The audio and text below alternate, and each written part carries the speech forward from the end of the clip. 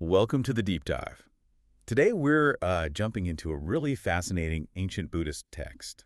That's right. It gives some, well, profound insights into things like remembrance, generosity. And that connection, between the living and those who've passed on. Exactly. Our source is a section called the Tirokuḍḍakaṇḍaṃ from the Kuddhakapara. Mm-hmm. And our mission really is to see what these ancient teachings can tell us about acts of kindness. And how different cultures viewed that whole give and take relationship, even, after death. Yeah, and I think you'll find some surprising things in here about what actually helps the departed. And maybe even more surprisingly, what doesn't. Right. It might give us a whole fresh look at compassion and remembrance. Definitely. So, okay, let's dive right in. The text talks about giving offerings. What exactly are these offerings, and who are they for? Well, the text is quite specific. It describes them as suchi pate kalena kapya panapujana, so pure, delicious, timely, and appropriate food and drink. Okay, so quality stuff given at the right time. Precisely, and they're given yatina, which means to relatives. Relatives. Yes, and there's an emphasis on yehanti anukampaka, those who are compassionate, or perhaps those one feels compassion for. Ah, okay. And there's an intention behind it. A very clear one. The text states the wish. Idavo yatina utusukita hontu yetayo. Which means? May this be for you, relatives. May relatives be happy. It's really explicit. An act aimed squarely at their well-being. Okay, let's unpack this a bit. How did the departed actually get these gifts? And who are these yete petas samagata, these gathered spirits? Yeah, the text calls them gathered ancestral spirits or departed relatives, and it says they pahute anapanami sakakaanumoder. Meaning they. They gather together and they earnestly appreciate the abundant food and drink. It's not passive. They appreciate it. Do they, express thanks? Oh, absolutely. The text quotes their gratitude. Chiranjavantu noyati yesehetu labampas. May our relatives live long. On account of whom we have received this. It's a direct acknowledgement. Wow. And they even say, hakanika kata puja dayakaka anifala. Which translates to? Something like, the veneration done by us is effective and the givers are not without fruit. So, it's confirming the benefit flows both ways. So a very active reception. That brings up the question of their world, their environment. What's it like? What's missing there? It's fascinating because the text defines it by what's not there. Okay. It says, nakitata kasiati, koroketa navijati, vanchijata disinati, hiranyani nakayakaya. Whoa. Okay, break that down for us. Basically, there is no agriculture, no cattle herding, no trade like that, no buying and selling with money. No farming, no ranching, no commerce. Exactly. It paints a picture of a realm without any of those, earthly means of production or exchange. Very different. Here's where it gets really interesting then. If they can't do any of that farm, trade, anything, how on earth do they sustain themselves? What keeps them going? Well, the text gives a super direct answer. It explicitly links the two realms. How so? It says, Ito dinina yapenti peta kalakata tati. Meaning? The departed ones who have passed away there sustain themselves with what is given from here. Wow. So it's a direct line. Their sustenance comes from the living. That's the core idea of vital connection. Their existence there in that state seems to rely entirely on the generosity flowing from our world. It's quite a profound dependence. That's incredible. And, to make this easier to grasp, the text uses a couple of really vivid analogies, doesn't it, to explain how the offerings actually reach them. It does, yeah. They're quite powerful because they're so natural. What's the first one? The first is, Unnate udukavutumate nina pavatati evameva ito dinapatane upakapati. Okay. Water on high ground. Exactly. Yeah. Just as water rained on high ground flows down to the low ground, so too what is given here benefits the departed. It's just natural flow. Like gravity. Like gravity, right? Sure. Simple, inevitable. And the second one, similar idea, different scale. Yata varivaha pura paripurenti sagara evameva ito dinapetana upakapati. Rivers flowing to the ocean. You got it. Just as full rivers fill the ocean, so too what is given here benefits the departed. So what does this all mean? These analogies seem to make a potentially complex spiritual idea feel, well, almost mundane in a good way, just how things work. I think that's exactly the point. It grounds the benefit in something really intuitive. It suggests the process isn't some, arcane ritual needing magic words. Right. It's more like a natural principle. Generosity flows like water to where it's needed, to where it can be received. It emphasizes the inherent power of the act of giving itself. That focus on the act of giving leads to the motivation then. Why do people make these offerings? What's the root, according to the text? It's very clearly rooted in remembrance and gratitude. There's a specific verse for this. Which one? Adasime akasime nyatimita sakaka meotana dakita deja pubekata manusara. Translating that. It means remembering those who gave to me, who helped me, relatives, friends, and companions. One should give offerings to the departed, recalling what they did previously. So it's about honoring past kindness, paying it back or paying it forward in a sense. Exactly. It's an acknowledgement of those relationships, those past actions, and fulfilling a kind of duty that arises from that connection. That makes a lot of sense as a motivation. But then, okay, the text throws a curveball when it comes to, well, grief and sorrow. Yeah. What does it say about weeping or lamenting? Does that help the departed? This is often the part that really surprises people, and it can feel a bit counterintuitive to, how we often process loss. Right, because expressing grief feels necessary for us. For us, yes. But the text is very direct here. Nahai runaka voso ko vayavanya paridavena na tapetanamataya. Weeping, sorrow, or any other lamentation are not for the benefit of the departed. Not beneficial. At all. Not according to this text, no. It explicitly says these emotional expressions don't actually help those who've passed on. Why do you think that is? What does that imply about their state? Well, the implication seems to be that the departed are in a condition or realm where those kinds of emotional signals from the living just don't connect, or they don't provide what's actually needed. Like sending radio waves to someone who only receives letters. Sort of, yeah. Their needs are different. Remember, they sustain themselves on what's given from here, the offerings. It draws a clear line between our emotional processing and their actual needs, at least within this specific framework. Okay, so if tears and sorrow don't help, is there a better way to give? Does the text recommend a particularly effective form of offering? Yes, it does single out one way as being especially beneficial. And that is? It specifies, Okay,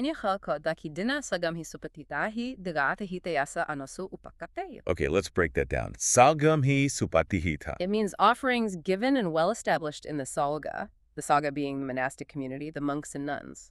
Giving to the monastic community. Why is that highlighted?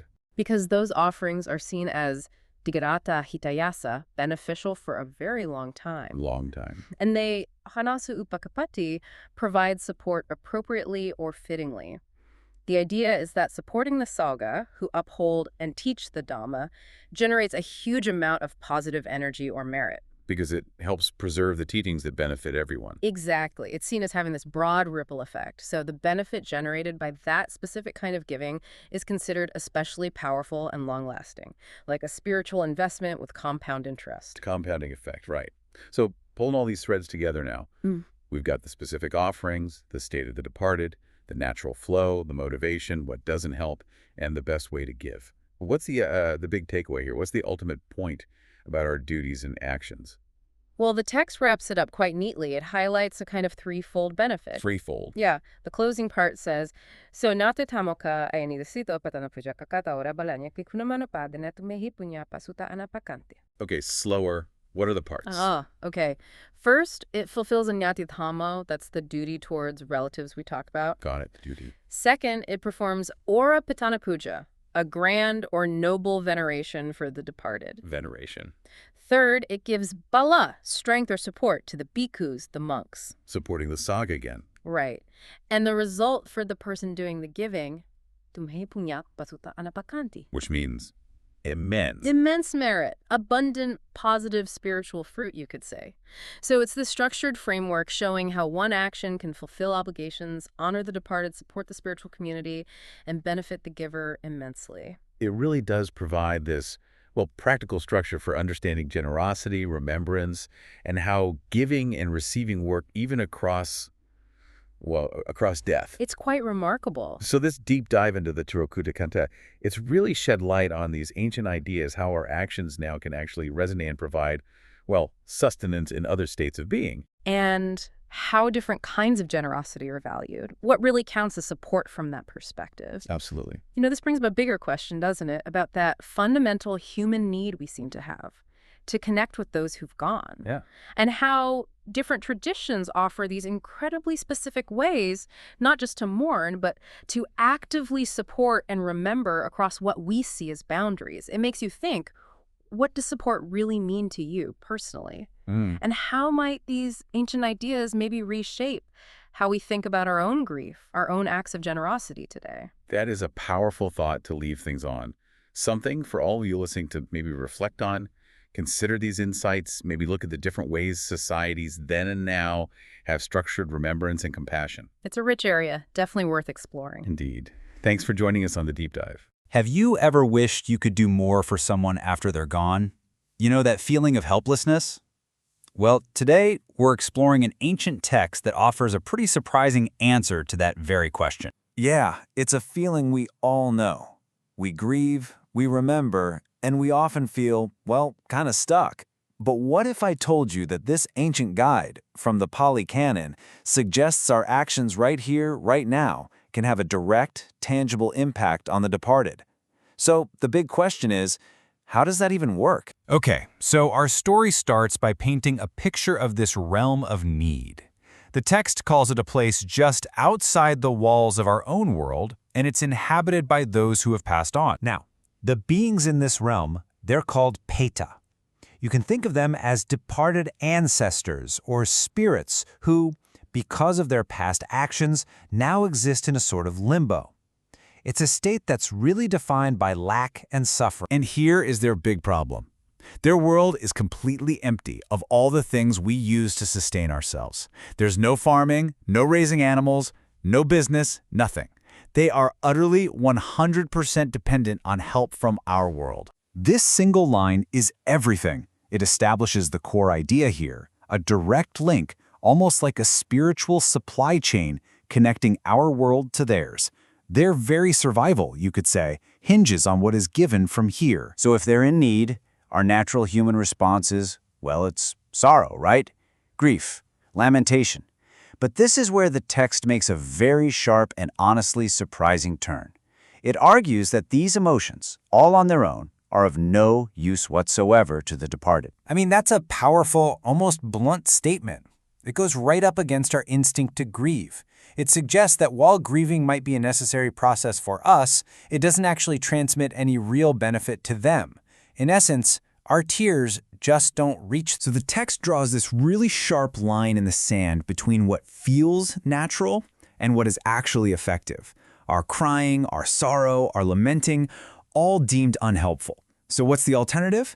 A single, tangible action, an offering made to the community. The whole idea is to redirect all that powerful emotional energy into real, compassionate action. All right, so what does this effective response actually look like? The text shows us that it's not some cold, empty ritual. It's an act that's deeply rooted in love and, maybe most importantly, in gratitude. The motivation for this whole thing, it starts with memory. It's about consciously taking a moment to recall the kindnesses shown to you by the person who's passed. You think, he gave to me, he worked for me, she was my family, my friend. It's that act of remembering that becomes the fuel for the generosity that follows. And the text lays out a really clear four-step process. First, you remember their kindnesses. Then, that memory inspires you to prepare a suitable gift: food, drink, something thoughtful. The third step is crucial. You give this offering to the sangha, the monastic community, which is seen as a fertile field of merit. And finally, you dedicate the goodness of that act, wishing for it to reach your loved ones and bring them happiness. But hold on. How does a gift given to monks in this world reach a spirit in another one? This is where the text uses some really beautiful and intuitive metaphors to explain the mechanics of how this spiritual transfer actually works. The text uses this powerful image from nature to explain it. Think of your offering as rain falling on high ground. That's the worthy community. And just like water naturally flows downhill to nourish the dry plains, the merit from your gift just naturally flows to benefit those who are in that needier state. And this second metaphor just reinforces that idea. Each act of giving is like a river. By themselves, they're significant, sure, but when they all flow together, they can fill the entire vast ocean of need, bringing relief and sustenance. It's this powerful image of collective, continuous support. And finally, the text shows us that this isn't just a one-way transaction. It's an act that creates this amazing circle of benefit for everyone involved: the departed, the giver, and the community. And here, we actually get the perspective of the peta themselves. When they receive the benefit from the offering, they express their joy and their gratitude. They wish long life for their living relatives and confirm that the giver's generosity will be fruitful for them too. The connection is complete. The circle is closed. So in the end, you have this true circle of benefit. The departed are nourished and find relief. The giver's act of generosity bears fruit for them as well. The monastic community is supported and strengthened, and through it all, great merit is produced by the giver. It's a true win-win-win scenario. Ultimately, this ancient text presents us with a powerful model, one where grief isn't just an emotion to be endured, but an energy that can be transformed into action. And it leaves us with a question for our own time. How can we better channel our own sorrow, our own remembrance, into acts of support that strengthen our communities and truly honor those we've lost?